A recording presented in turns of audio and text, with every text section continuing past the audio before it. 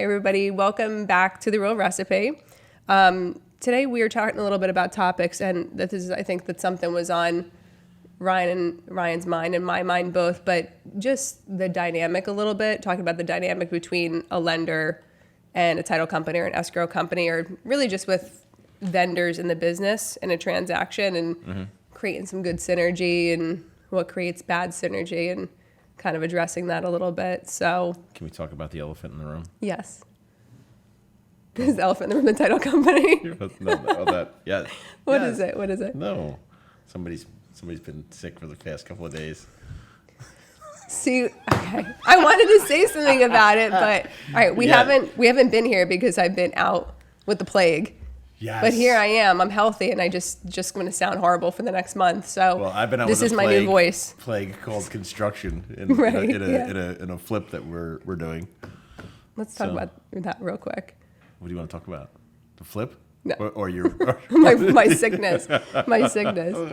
But so I've been home. I've been working from home, which is like the worst for me because I can't work effectively from home. But we've had a lot of time to think the past week. Well, it's funny. It's funny you bring it up because of the whole synergy thing. Even I know that we were not talking about it at all in this way, but how to create relationships and synergy working remote is really tough for people. Even though in our business it's all the majority of it is face to face, so it's not too challenging. But yeah, it's synergies are hugely important, as we were talking about off air. Well, I think that of course, the past few years have been tough not doing the face-to-face. I mean, definitely, I think the past 6 months to a year, people are kind of back doing face-to-face things. But before that, if anybody who I think got into the business that was just gotten into the business the past few years and was not used to having these types of relationships where you're, out networking with people, maybe just don't remember how to talk to people. I mean, honestly, that's really what it is at the end of the day. How to socialize or how to talk to people at the end of the day. But I think that I've been seeing a lot, like right now in the market, things are slower for some people. And I find like when that happens, people get more desperate. And when they get a deal, it's like they cling on to it. It's like, you know what I mean? Like you squeeze a puppy so hard, like you kind of oh my God, there's a whole movie about this. There's the Tommy Boy with Chris Farley. That's what and I'm David thinking Spade. of. Oh my gosh, yes, absolutely. That's such an important. So people are holding on to this transaction so tightly, like in this vice grip, that they're almost like suffocating it. But when we talk about the synergy between vendors, like me as a title person and an escrow agent and a lender, I feel like we have a lot of really important communication and interaction. So certainly like the communication piece of it is so key. But if we don't work together regularly, like you and I have a regular working relationship, if we don't work together and you go into a transaction and it's someone new that you just started working with, I think that a lot of people aren't picking up the phone, introducing themselves to the lender or vice versa, and just saying like, hey, this is what's going on with this one. I've worked with this client for a long time, or this is my first client. Like, whatever you need, I'm here. Just let me know. What people are more apt to do is if there's an issue, tensions are high, and when emotions are high, the thinking process seems to dip down a little bit too. Yeah. Everyone's holding onto this deal so tightly that as soon as someone drops the ball or there's a bump in the road, people tend to it's oh my gosh, it's ever pointing fingers. And I mean, listen, things happen, there's bumps in the road and people drop the ball and people screw up, but rather than picking up the phone and saying like, hey, this happened, or, how can I help, or something like that, or listen, nobody does that anymore. Nobody does that, and they're just like, well, the lender didn't talk to your lender, and they copy everybody. They copy the buyer, the seller, they copy both realtors. And then the realtor's assistants, the attorneys, paralegals. Right. And then before you know it, the buyer and the sellers are just sitting on the sidelines and they're like, watching these people like embarrass themselves, throwing other people under the bus. Yes. There's just so much of that in this business, like throwing other people under the bus from vendors. It's funny you bring this up because this is something I'm doing right now with my company, and it's not the commercial side, but on the residential side. They're a smaller mortgage company, and I'm trying to bring them forward into the 21st century. And one of the things that I talked about when I originally came on board with them was like all the communication. And I'm like, you want to be communicating with everybody. Right. They're like, some of the partners were like, yeah, no, I don't want to be communicating with everybody. Right. And I'm like, no, you absolutely do, for partly for this reason, because I'm like, not every single email needs to go to Yes. to the entire transaction, but there's very specific intervals where, and the agent should be involved, and the attorney should be involved, or the borrower should be involved, Right. And creating a CRM behind the scenes to do a lot of that communication, I feel like eliminates a lot of this confusion and uncertainty, and I mean, we're so quick to pass judgment on somebody's fault or Right. perceived fault in doing something, to kind of back to what you said before we started, like positive vibes, right? Like, but it's true, like, because everybody's so quick to jump on the negative. Yeah. Oh my God, you didn't do your job, or and somehow you're going to be the white knight coming in and saving the deal. Yeah. And you really just look like a jerk because Right. you like You're just attacking copied everybody everybody and attacked everyone. Yeah. Now I had something happen to me today, which is the opposite in the scenario where, I purposely did not engage everybody because I wanted to give the individual a chance. Yeah. And I found that I gave the individual way too much rope, and they wound up hanging themselves. Right. And I had to get involved with, some senior level executives and have a very crappy conversation with this individual. But at least that, I was man enough to call him up and go, hey, listen, you didn't, you're Yeah. not doing this, and this, it's interesting now today in society where that synergy, where people can't even take, you want that synergy and you want to be able to work effectively with an individual, but you can't take any sort of constructive criticism too as a society, which is really unfair. Right. Because, like, okay, maybe you're having a moment. I know I have moments. I know you have moments. And you know what? Right. You're Weekly calls for the moments. But you know what I mean? Like there's I love the idea that if you call me up and go, hey, Rye, listen, can you take your head out of your ass? Like, what are you doing today? Are you having a moment? You need a hug? Like, are you done now? Can we move on? Like, Right. Can you? And I would be like, okay, you know what? You're right. I'm sorry. My bad. Hold on. Let me take care of that right now and get through it. But I think I'm in a different position than most people where they would be okay with that. Because we have that relationship. Right, we have that relationship. It's different. But I don't. But I think we need more of that though in society too. Like, I think people need to think like that. Like, hey, you're not come at it the right way, positively speaking. Like, you mean don't call someone that I met for the first time and say that to them? Yeah, like, you're a jerk. What are you doing? Like, what's the matter? Put your head out of your ass. But I also don't have time to dilly-dally. And, like I said to the guy, I'm like, look, you didn't call me back. Your voicemail's always full. Yeah. Like, what you said to me was wrong the other day. It's not correct. I need you to figure it out. To go. That's your job, is to go figure this out. It shouldn't be me having to call now the CEO and talk to the CEO about what's going on, and you now have to cover your ass because I put you in a bad spot. No, I put you in a bad spot because you didn't do what I asked you to do and didn't do your job properly, and then I gave you enough rope for you to hang yourself.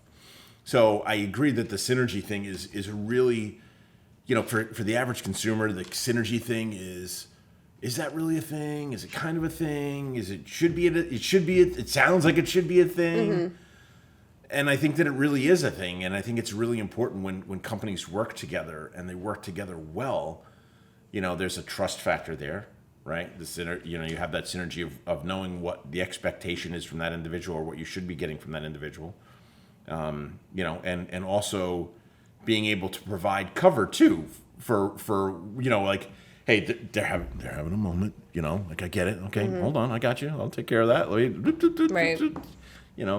So, unfortunately, the way things have evolved the last couple of years, where people are newer into the business, they don't have all these relationships or synergies, and now they're in a position where, every deal, like you just said, it's literally that Tommy Boy syndrome where the little bird, all of a sudden they're clutching to their deal for dear life because it's the only one they've gotten. They haven't had one in 3 months, and they want to make sure that it closes, so they're just holding on to it with a death grip. And that's everybody. I mean, that's really everybody. Buyer, maybe not so much sellers right now because obviously they're, multiple bids and stuff like that. They're getting a lot of buyers lining up, but for a buyer, I mean, they might have put however many offers in, so they finally get this one, and all the vendors are feeling the same way because for the most part, Yeah. no one's getting paid until we get to closing.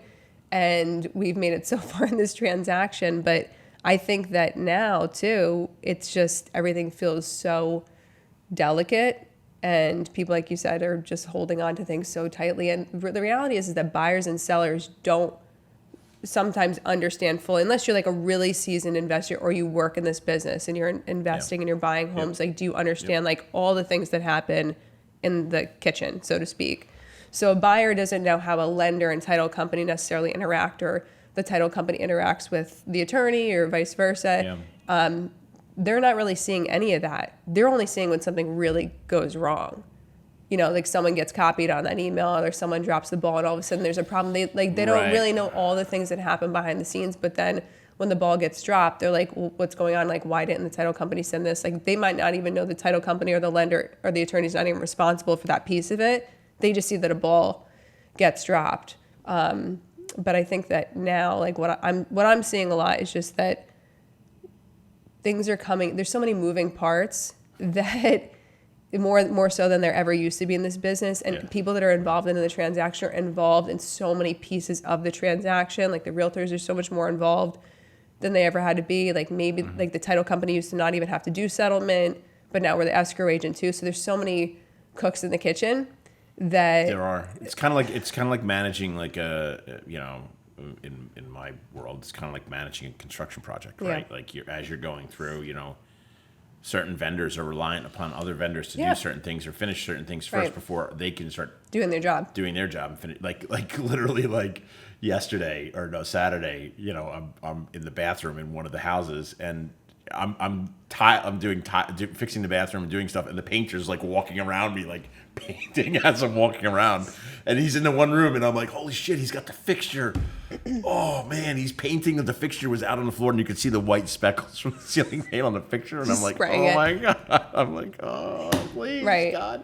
But he's working around, and you have to be reliant on certain parties, but you're right. There's so many different pieces nowadays that it's it's a shame too, because the client, whether that's the residential or commercial, doesn't realize all the different aspects of what actually takes to close on a real estate transaction, especially if there's financing involved. Right. And that those parties need to be communicating on a very regular basis, and when they're not, like you and I, we don't really communicate until the latter part of the process, or later into the process. But then it's just my closing team and your team just going back and forth for there's probably 100 emails a day for like 3 or 4 days straight. That people have no idea. Right. I'm like, copy me on everything, and then I'm like, please don't copy me on everything. Yeah, no, I start to create separate folders. You have to just get it out of here. Yeah. But like that. There's so many pieces nowadays. Even like you said too, even the realtor who for years got a really bad rap about the amount of money that they were making for what the job that they were doing. Now you're right. Now they're almost like a transaction coordinator, right? Absolutely. They're like handling so many different things, between the towns and COs and permits and inspections. There's just so much more work that goes into the transactions now in this market. And obviously things go way smoother when you're working with the same few people all the time. But if you're not, it just and there's different parties involved, like it shouldn't totally fall apart just because people are like, oh, my attorney's not on this transaction. Yes, like once in a while you get stuck with someone who just really doesn't communicate with anybody. But I think that a lot of times, and everybody's guilty of this, of being reactive and not proactive.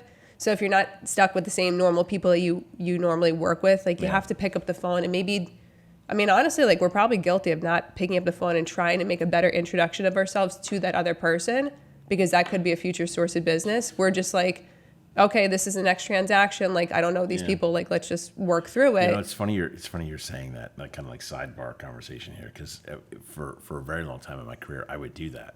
And I've gotten away from that over the last, probably 2 or 3 years. Just as I've gotten busier, it's tougher to do. Yeah. But now that you're saying it, now in my head, I'm going, you know what? Oh, God, I haven't done that in a while. Yeah. Even though I've had lots of phone calls with listing agents and selling agents, about the transaction and making sure it would work and make sure Right. that the mortgage was in place and wasn't going to be a problem. But now that you're saying that, yeah, it's something I need to get back to doing. I just said it, and I'm like reminding myself that I also have to do that. Right. But right. I feel like if we think about it, a lot of relationships have organically started that way. They'll call me and they'll be like, "Do you 100%. remember like you worked on this transaction and this time?" I'm like, "Oh my gosh, like yes, I do remember that, but we didn't really do anything to have any type of follow-up conversation with it or develop a relationship because we're so busy getting through what we have going on." That, I just had it happen. I just had it happen end of April into the first week of May. Literally an agent from I did a transaction with like 2 years ago, year and a half ago. And I was the only, I can't believe this, but I was the only lender to tell her, like, hey, you can get an appraisal waiver. right.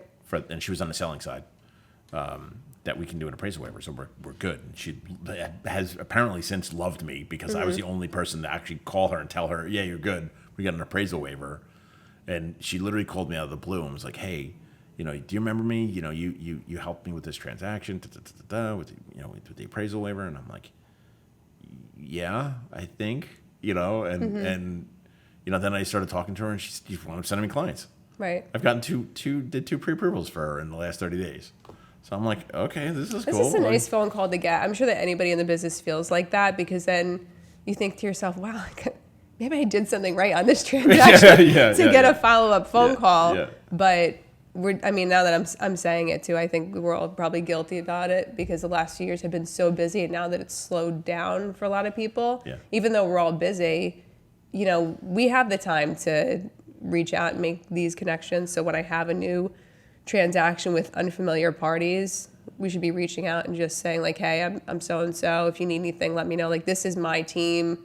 If you need anything, like closing wise, like let's everybody get connected because the only people, everyone will win in that scenario. And ultimately we want the best experience for the buyer, on our side and the seller too. But, we're more intricately involved with the buyer. You know what I've noticed too, and I just had a conversation with somebody about this on Friday.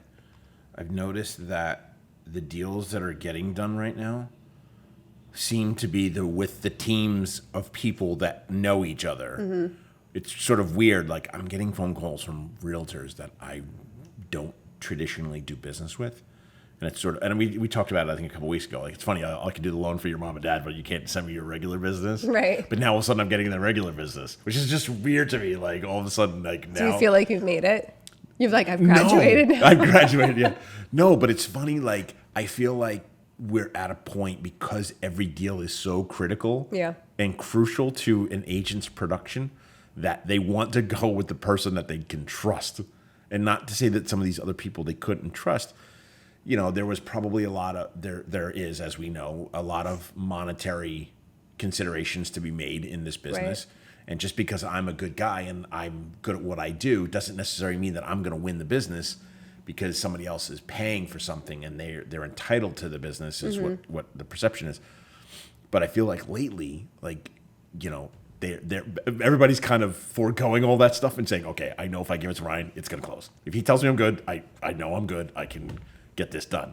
Right. And then that's keeping a lot of the deals, together and keeping them in these groups of people that, are have good, solid relationships and good synergy, like, because they know that it's going to get done. There's not going to be any stress and there's not going to be, listen, every deal. There's going to be some stress. There's always something that can come up, but it's funny. Like, I feel like that's happening lately now too, because just a perception that I had, not too long ago, watching what's happening in the market right now. It's really, really, really interesting to say the least. So, but yeah, talking, having that solid relationship behind the scenes is critical, and it's unfortunate that it's really tough for a consumer or buyer to see it and feel it and understand it.